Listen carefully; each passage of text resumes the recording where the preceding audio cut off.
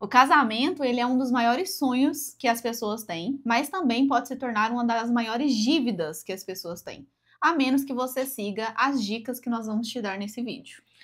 Então, nesse vídeo nós vamos falar um pouco sobre como nós nos planejamos para casar. A gente vê muito jovem hoje em dia doido para casar, principalmente a gente que é cristão, né, tá num ambiente ali cristão e é comum ainda se casar, né? É comum ainda fazer cerimônia de casamento, não é só como a maioria das pessoas Juntar. que só junta e vai morar junto. Não estou falando que você não possa fazer isso, mas a gente, como cristão, acredita que o correto é o casamento ali, assinar papel, se quiser fazer cerimônia também, tudo bem.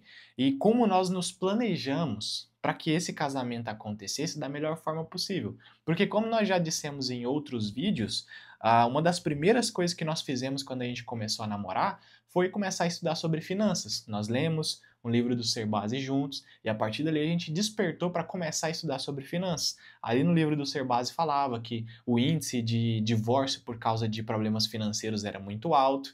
Então a partir dali a gente decidiu, falou, cara, vamos ter uma vida financeira organizada então, vamos casar de forma organizada para que a gente não case logo endividado, para que a gente não case e no meio do casamento comece a brigar por causa de dinheiro, que é o que acontece na maioria dos casamentos. A gente olha para a vida de muita gente está brigando, muita gente está separando por causa de problema financeiro.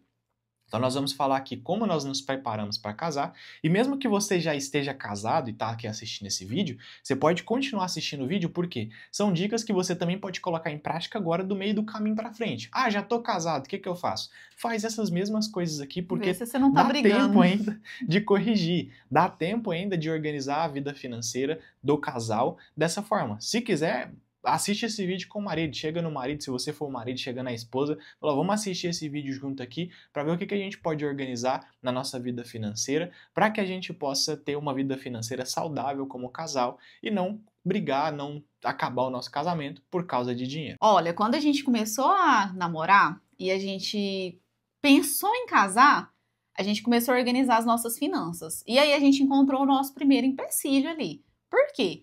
Eu vim de uma criação onde ninguém anota nada. A gente tem uma gestão muito intuitiva. A gente faz a nossa gestão financeira, pessoal e profissional de forma muito intuitiva. Não tem muito essas questões de anotar. Aí eu comecei a conhecer o Marcos Paulo e eu percebia que ele anotava tudo. Ele anotava tudo em uma planilha que ele mesmo fez, que ele é autodidata, esse menino.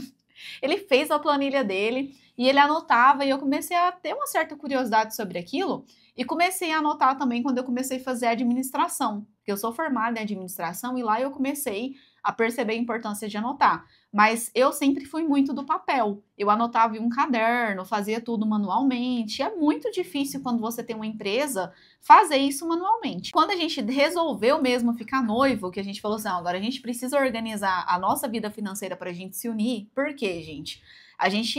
Eu fiquei chocada, né? Tipo assim, a gente vai morar onde? A gente vai comer o quê? A gente vai vestir como? Eu sou filha única, então assim, eu tinha tudo que eu queria na hora que eu queria, dona do meu próprio negócio, eu tomava as minhas decisões, então assim, eu fiquei com um certo receio e um medo, né? Porque eu já pagava um aluguel sozinha, pagava 2 funcionários na época sozinha, o Marcos Paulo e mais outra moça, pagava o meu salário, tinha que repor mercadoria, pagava a minha faculdade, né? Pagava a parcela do carro, pagava gasolina, então assim, as minhas despesas eram muito altas. E aí eu pensava, cara, agora, ao invés de uma água, eu vou ter 2, ao invés de uma energia, são 2, ao invés de uma internet, são 2, e a gente ainda tinha aquele negócio, né? A nossa principal fonte de renda seria a mesma, seria a loja. Eu tinha a minha fonte de renda no Instagram, Marcos Paulo tinha o dele de designer gráfico, que ele fazia na época, e de manutenção de celular, que ele fazia na época. Mas mesmo assim, eu fiquei com muito medo. Era uma coisa muito nova para mim. E aí a gente começou a anotar as nossas despesas. E um dia a gente sentou para apresentar as despesas um para o outro, para a gente ver se isso dava certo. E eu lembro desse dia da gente apresentando as nossas despesas um para o outro, e a gente olhou e falou assim: a gente aprendeu que a primeira coisa é diminuir as despesas. O que é que a gente vai diminuir? E aí foi onde a gente tomou a decisão de que a gente ia procurar os nossos dentistas para a gente tirar o aparelho. Porque a gente pagava mais ou menos uns R$ 150 de manutenção e já estava usando o aparelho, ó, Nunca tirava, gente, aquele aparelho. Todo mês tinha que esperar mais 3 meses. E aí a gente pegou e falou, não, então vamos tirar. E R$ 300 para quem é recém-casado faz muita diferença. Porque para vocês terem noção, assim, nos primeiros meses que a gente casou, teve um dia que a gente saiu de casa e um cano estourou. E esse cano estourou, gente, e ele jorrou água lá umas 2 horas até a gente voltar. Quando a gente voltou e o talão chegou, foi R$ 500 de água. Pensa se a gente não tivesse uma reserva. O que a gente ia fazer? Já ia ter uma dívida na Saneágua e ficar sem água. Uma das primeiras coisas que a gente fez, se organizou financeiramente antes de casar, foi nos organizar de forma separada. Tipo assim, a Quitamos, Suzana né, começou a todas as organizar contas. a vida financeira dela, começou a anotar, ela não tinha esse hábito. E eu sempre fui muito da matemática, de fazer cálculo, de ter tudo anotadinho, calculado ali, saber o valor exato de tudo.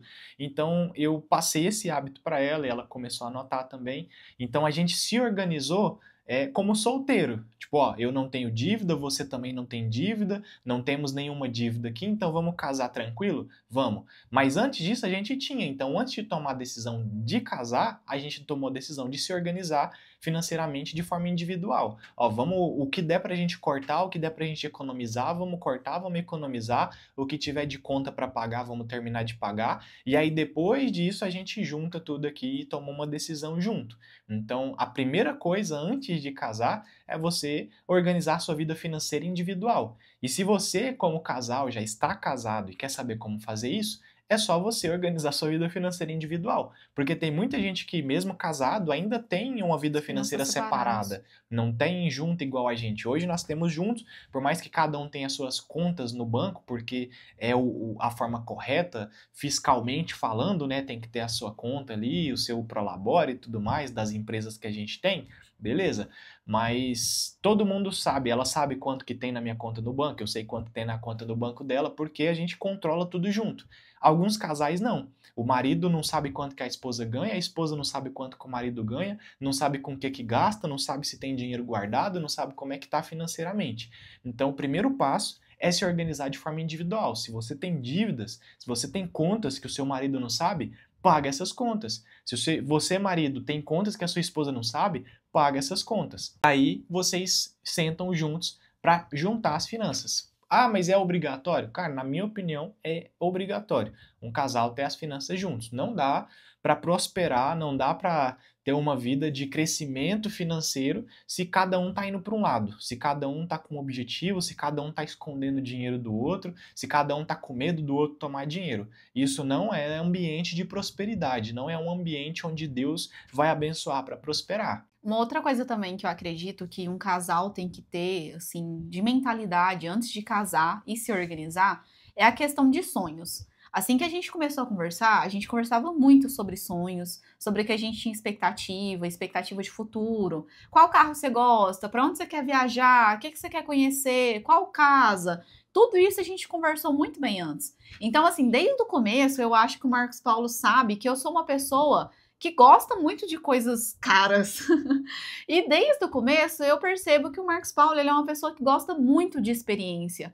E isso tem que estar alinhado entre um casal, porque em um casamento você tem que ter noção de que vocês têm que viver juntos para realizar os sonhos dos dois, não só os sonhos de um. Então, muitas vezes a gente faz uma coisa para realizar o sonho do Marcos Paulo e às vezes faz para realizar os meus. Mas tem coisa assim, por exemplo, que é um sonho comum de todos os brasileiros, que é, por exemplo, tirar a habilitação, que foi uma coisa também que a gente sentou e falou, antes de casar, vamos tirar as nossas habilitações. Você tirou a AB? Tirei as duas. A gente tirou as duas, A e B, e eu não tenho vontade nenhuma de dirigir moto. A gente até teve moto, e essa é a importância, né, da gente fazer às vezes as coisas mesmo sem querer, porque a gente nem imaginava ter uma moto, mas nós tivemos, e nós tínhamos os dois habilitação, a gente andava sem medo, andava na lei certinho, e hoje para tirar a habilitação, dependendo da região, dependendo do processo, dependendo da autoescola, tá em torno de mais ou menos 3 mil por pessoa. Então, para um casal, 6 mil reais. Agora me fala um recém-casado que tem 6 mil reais. Aí tá, você não se organiza para fazer isso antes de casar, porque tô com pressa demais de casar, preciso casar rápido, não sei o quê, vamos casar. E aí você casa, sem ter uma habilitação, por exemplo, Com aí conta? você tem que andar, né? Você tem que se locomover. Provavelmente você vai comprar alguma coisa para andar também, que é outra coisa que também acontece com a maioria das pessoas que casa, aí a pessoa não tem como se locomover, aí ela já entra logo na conta. Financia um carro, financia uma moto e já é a primeira maior conta dela ali, quase R$ 1.000 de parcela, sendo que os dois juntos ganham um salário mínimo cada. Então, A conta não é bate. questão de organização. Cara, se eu quero casar, eu preciso me organizar para casar. E aí não tira habilitação, acontece da polícia te parar, prende a sua moto, você toma uma multa, você não tem dinheiro para pagar a multa, você não tem dinheiro para tirar a moto, e por falta de não ter se organizado antes para tirar a habilitação. Então são coisinhas bobinhas assim durante o dia a dia que as pessoas vão deixando passar, que a gente foi se organizando, a ponto de, quando a gente casou, a gente olhou e falou, tá, estamos com tudo pago, tá tudo organizado, a gente conseguiu juntar um dinheiro para poder comprar os nossos móveis iniciais, o que era básico assim de casa, conseguiu comprar as coisas básicas, conseguiu comprar máquina de lavar, geladeira, fogão, essas coisas que tem que ter numa casa para poder casar. Essa parte é muito importante, porque quando a gente foi comprar os nossos móveis, a gente não foi na cabeça das pessoas sobre o que a gente tinha que ter dentro de uma casa. A gente comprou os móveis que a gente queria. Tipo assim, os móveis que a gente ia sentir falta no dia a dia. Nós não compramos tudo, gente. A gente não comprou mesa,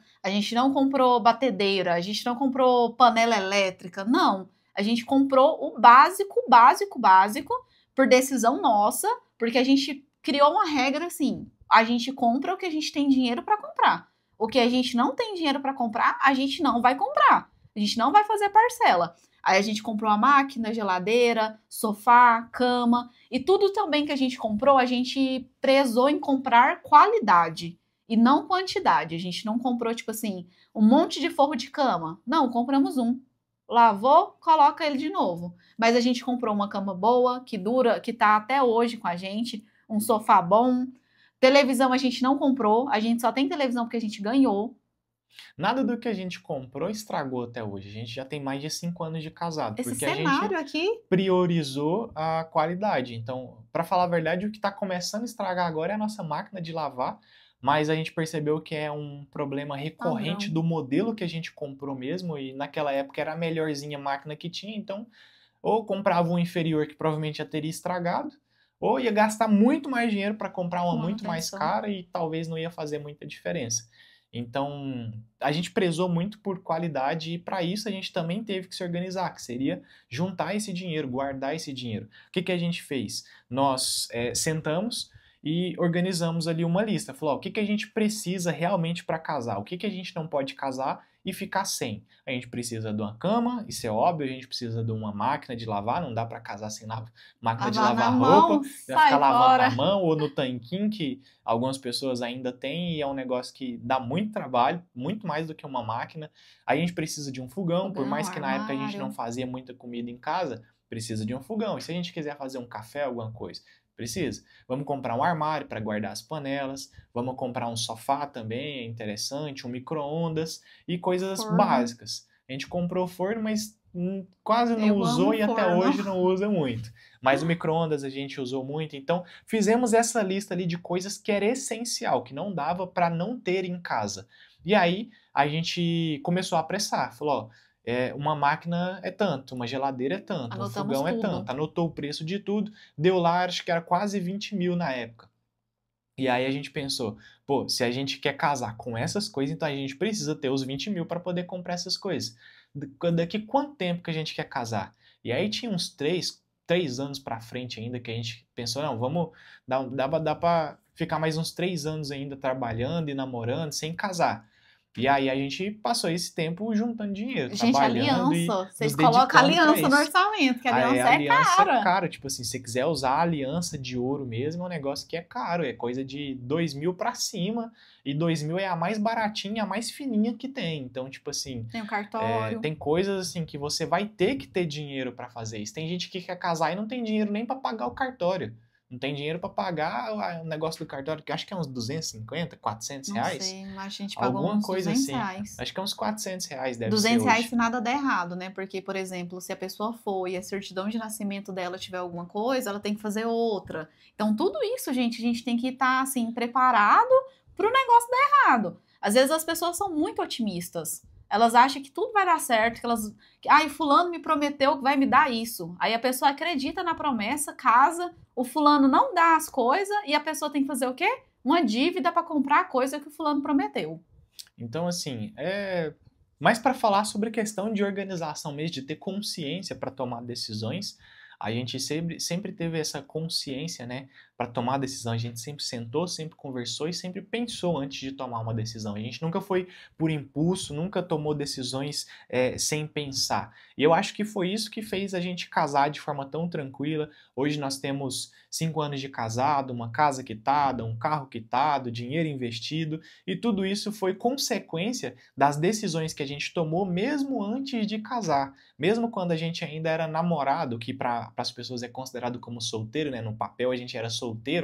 Mesmo como solteiro, a gente já começou a pensar como casal e tomar decisões como casal, estudar como casal, aprender sobre finanças juntos e alinhar os nossos sonhos, os nossos objetivos, o que a gente quer alcançar. E desde sempre o nosso objetivo era: não vamos ter dívida, vamos evitar o máximo possível dívida e vamos conseguir aumentar a nossa renda e investir esse dinheiro. Esse foi o nosso combinado desde sempre.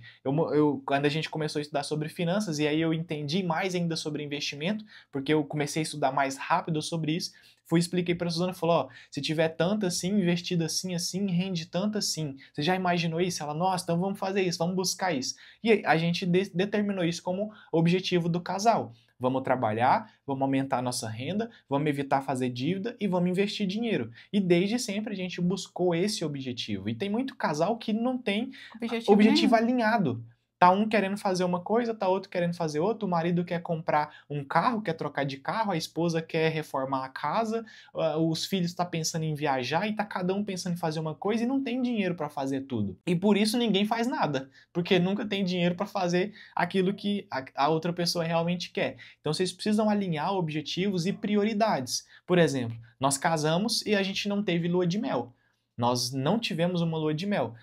Primeiro, porque a gente tinha esse objetivo financeiro, né, e não tinha muito dinheiro sobrando para poder fazer uma viagem assim extraordinária, e a gente tava apertado, né? assim, né? Tava aquele negócio tipo, conseguimos casar, temos dinheiro para comprar as coisas, mas também não tá sobrando muito, né? Aquele negócio, não estamos rico. Então a gente deu uma segurada legal no começo do casamento, pensando, mais pra frente um pouquinho a gente viaja. Aí veio o quê? Pandemia. A gente casou no finalzinho de 2019, em agosto de 2019, 2020, carnaval, pandemia. E aí, cara, virou aquela loucura, preso dentro de casa, não tinha para onde ir, não tinha para onde sair, não podia sair.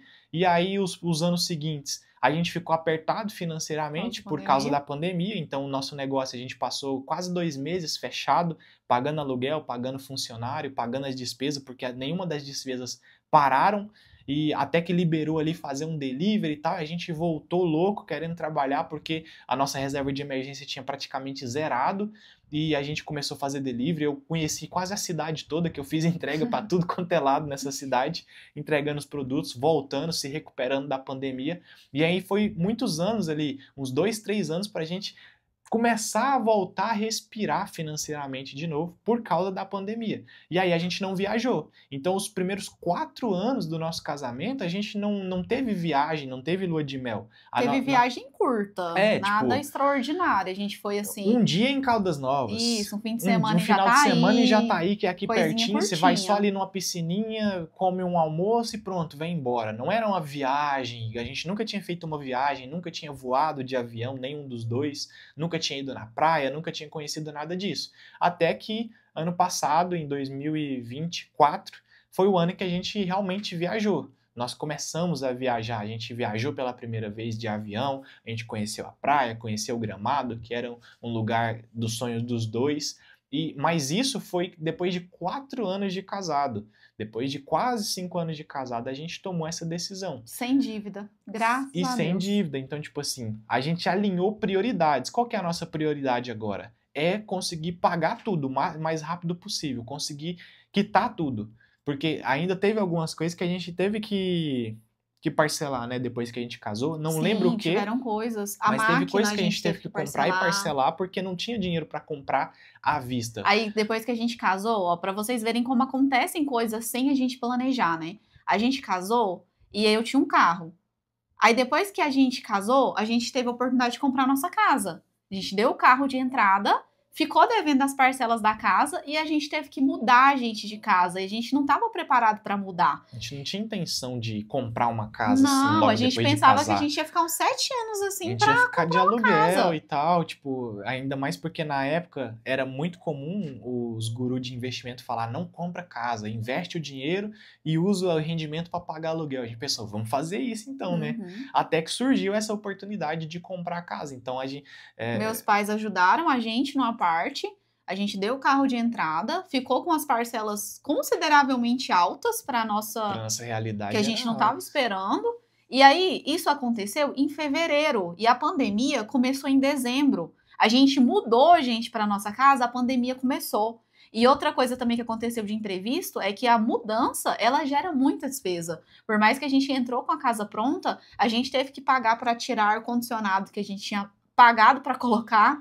A gente teve que pagar caminhão de mudança, a gente teve que pagar para arrancar o motor do portão para colocar na casa nova. Ah, teve muitos detalhes assim que a gente não estava preparado. Por isso que a gente fala para as pessoas: se prepara. Tipo, a gente não tá planejando as coisas dar errado, mas e se der? Você vai se desgastar por causa disso? E um detalhe muito importante: a gente casou também sem festa chiquérrima de casamento. E eu ia chegar nesse ponto, né, que a gente estava falando primeiro da questão de se organizar para casar e a gente não fez viagem nem lua de mel, que é uma das coisas assim, que é prioridade para quem casa, né? Não fizemos No nosso festa lá caso no não foi dia. prioridade. No dia que a gente casou mesmo, a Nossa. gente só foi no cartório, assinou o papel e com algumas pessoas bem próximas ali, a gente saiu para almoçar em algum lugar. A gente nem fez almoço assim, a gente foi num restaurante mesmo almoçar. E aí o pessoal da igreja quis fazer festa e não, vocês têm que fazer festa, não pode passar em branco, não pode Na ficar sem época a fazer. gente era líder dos jovens. E aí o pessoal insistiu bastante, falou, não, a gente ajuda, vamos fazer isso, vamos fazer aquilo, e a gente é Foi muito muito grato bom, por viu, todo mundo gente? que ajudou. Amamos. A gente ganhou bastante coisa pra festa, ganhou decoração, Docinho, ganhou docinho, bolinho, comida, a refrigerante, janta, tudo à vontade, lugar. assim. Ganhou o lugar também, que era bem legal. E aí A a gente fez um decoração. casamento tipo luau, botou todo mundo no casamento de short Chinelo. e chinelo.